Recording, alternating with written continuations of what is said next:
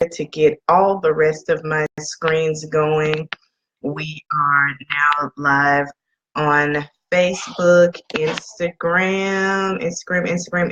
There we are. We are live on Instagram and now on Periscope. Again, good morning, good morning, good morning. Happy March, happy Thursday, happy Friday Eve, all that other good stuff. This is Tammy Polk, your host of the Virtuous Businesswoman Motivational Broadcast. I am excited to be here with you this morning. I just kind of want to start off with a humorous story. I am really laughing at myself this morning.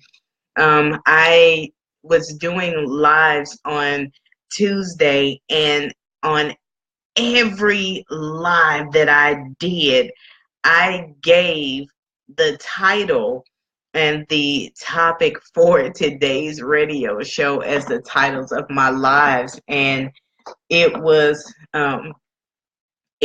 something completely different. So, I'm blowing and I'm going into my lives that I was doing, and I'm halfway through them, and I realized, oh my goodness, I gave my radio show title instead. I was talking about maintaining a strong family base, but all of my captions said hitting the reset button, and I felt terrible. So I had to keep saying the title of the proper title all through the broadcast so that people wouldn't be lost. But I guess it was because I was so ready for this particular topic, and I'm going to dive right in. When I told a few friends of mine what my topic would be, they all said, Tammy, it's too early in the year to be talking about hitting the reset button. I beg to differ on that. And that's what I am going to get into today, grabbing my notes here. First of all, I'm going to give you 3 reasons why you can say that it's not too early to hit the reset button. The first thing is you might have learned something new. And that thing that you learned is going to enable you to do what you are doing in a better and greater way than when you started. You can learn a new skill. There may be a new process or app or software that does what you're trying to do better than what you had. Anything can happen. You may be able to upgrade because you have the money now that you need to make what you are doing better. So in that light, you can't say it's too early to hit the reset button. The second thing is there may be a new opportunity for you. You may be blowing and going in your process, which there's nothing wrong with that. And you get used to doing things a certain way. You get used to being in a routine, and then a new opportunity comes along that causes you to have to not go all the way back to the drawing board, but there may be some things that you need to tweak and make better, and then come back at it for this new opportunity. A third reason why it's not too late to hit the reset button is because of answered prayer. You might have been praying about something. You you may have been asking and kind of begging God in a way to move and to do something in your life, your family, your ministry, or your business, and He does it. And He may do it in a way that you like, okay, God, what I was doing before is not gonna work. Let me press reset and do this and walk in the light of the fact that you answered my prayer. So now there's a whole another level to what it is that you're doing now, because God gave you what you asked for in order for you to get things done. The second thing that I want to talk about is how to hit the reset button. It's like, okay, Tammy, you've convinced me that it's not too early to hit the reset button. So what does hitting the reset button look like? First of all, it's physical and mental decluttering. When it comes to hitting the reset button, there are some physical things and mental and emotional things that you are going to have to handle and get rid of in order for your reset to do what it is meant to do. In a Facebook group that I'm in, the leader was asking how people start their year. What is a tradition that they do every year in the new year to kind of give them a solid start to the year? And I told her, I said, we clean and redecorate our house. And she says, that's interesting. She says, why do you do that? And I said, because just having something new around you, something new to look at, different colors, different textures, different decorative elements can bring a new strength, if you will, in your spirit that wasn't there before. I know one of my friends, and I believe she's on one of these feeds with me. My friend Christina Garrett, she's a priority management coach, and she's actually been on my show before. But I know one thing that she talks about in her boot camp, every day she tells you to physically throw something away. There are things that we hoard and that we hold on to in a physical sense that we need to get rid of, and in order for our reset to be as powerful as it needs to be. Not only that, mental decluttering. You cannot reset if you are going to keep the same cinder block issues in your head and heart space and carrying them with you throughout your journey. You can't have all of those self-doubts and self-limiting beliefs still on your heart and your mind and expect for new ideas or new creativity to flow, or for the Spirit of God to do what it needs to do in your life. You're going to have to let some stuff go and say, you know what?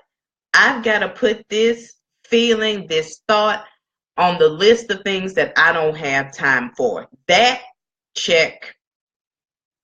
Physical and mental decluttering.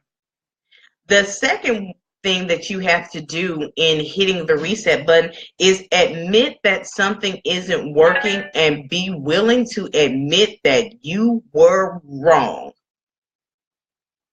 The first step to solving anything is to admit that there is a problem.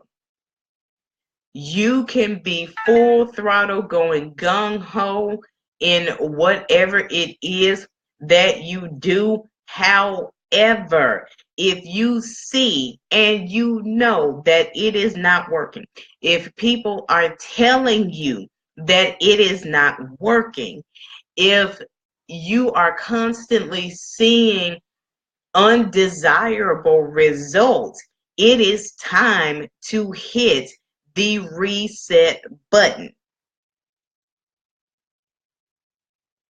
Because what you don't want to do is to keep operating in a spirit of mediocrity and feeling like you can't change. It's never too late to hit the reset button. As long as you are still alive, breathing, and have the activity of your limbs, you can hit the reset button. Very simple. The third thing is learning from your mistakes. Learning from your mistakes, that's like code for hitting the reset button. Because you need to know what you don't need to do anymore, who you don't need to deal with anymore, what you need to stop using, where you need to stop going, or as a friend Beverly put it, what is no longer serving you and adequately serving your purpose. You have to know and understand what that is, so that if you see it coming, you can send it all the way to the left, because it has no place in your reset. So you said, okay, I understand that it's not too early to hit the reset button. I know how to hit the reset button, but why? Why would I even do it? First thing, because it's necessary. You can't keep spinning your wheels and expect for there to be progress and fruition in your life. You can't keep doing the same things, hanging around the same people, using the same stuff, going to the same places when you know that it's not working. Hitting the reset button is necessary, because the thing is, wasted time is the hardest thing to get back. As a matter of fact, it's impossible to get back. Wasted time is something that a lot of people say is worse than wasted money. You can go out and work and do a few extra things to recoup the money that you lost, but there is nothing that you can do to recoup time. So if you see that something is going wrong, hit the reset button. As my pastor says, you can't fix yesterday, but you can do something about today and tomorrow. So hitting the reset button is necessary. The second thing, if you are in a cycle that you know needs to be broken, it's time to hit the reset button.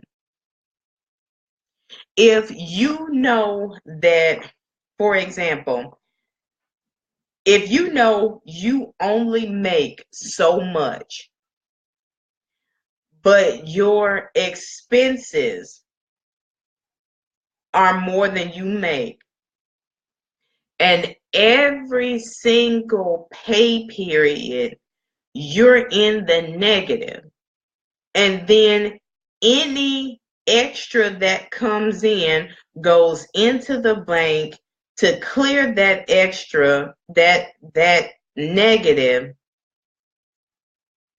And then you say, okay, I'm back on track now.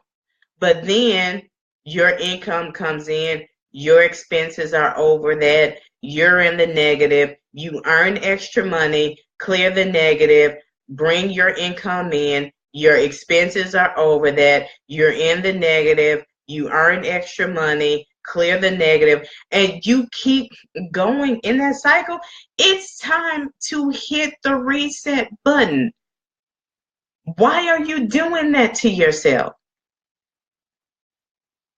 If you are in a cycle, and it doesn't have to be financial, but if you're in a cycle that you know needs to be broken, figure out what it is that you need to do and boop, hit the reset button. Y'all remember the Staples commercial with the reset button? Hit the reset button. Don't keep staying in a cycle and you keep spinning your wheels, because while you are spending the time and the money to constantly clear away the negative, that's money and time that you could be using to make sure that your expenses are covered and that you have what you need. You may have to find a more cost-effective alternative to what you're doing. You may have to scale back. You may have to scale down in order to get what it is that you need to stay within your means. Which actually goes into my last point of reasons to hit the reset button is this. If you are experiencing any type of brokenness, I don't remember if you guys remember if when I did the series on the 4 stages of brokenness or 4 areas of brokenness, if you tell me I haven't done it, then I will, because it definitely needs to be done. But if you are experiencing physical, mental, or emotional, financial, or spiritual brokenness, it's time to hit the reset button, because that is not, I repeat, it is not where you are meant to be, nor where you are meant to stay in any way, shape, or form. If one of those 4 areas is out of whack, it does not matter which one it is. You need to hit the reset button, because it is doing nothing but causing you time and money. Woo! I know I said a lot, but if you get nothing else out of what I have said today, I want you to know that it's not too early, nor is it too late to hit the reset button. That's my story, and I'm sticking to it. And as you guys know, I dare not end my show without thanking Ewing Moving and Storage. Thank you for your sponsorship of the network and everything that you do, my dear friend, our loving, fearless leader and angel, Kayla Paget. I continue to pray for you. I love you so much. And just thank you for continuing to allow me to be a light through your network. And to Nicole Gates, the woman who lovingly bullied me into having this broadcast. Thank you so much. And guys, we are actually 2 months away from the first anniversary of the Virtuous Businesswoman Motivational Broadcast. I'm planning for that. It's going to be absolutely awesome. So be looking out for information on that. But as always, as I say, God bless, Godspeed in all that you do, and keep charging. See you next time.